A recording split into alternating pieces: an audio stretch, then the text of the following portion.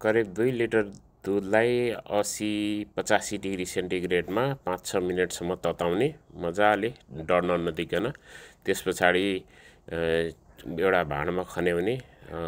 यो हातले छाम्दाखेरि चाहिँ नपोल्ने अवस्था आइपुगे पछाडि 2 टेबल स्पुन जोर्डन अथवा स्टार्टर कल्चर त्यसमा घोल्ने र मजासँग मिलाउने।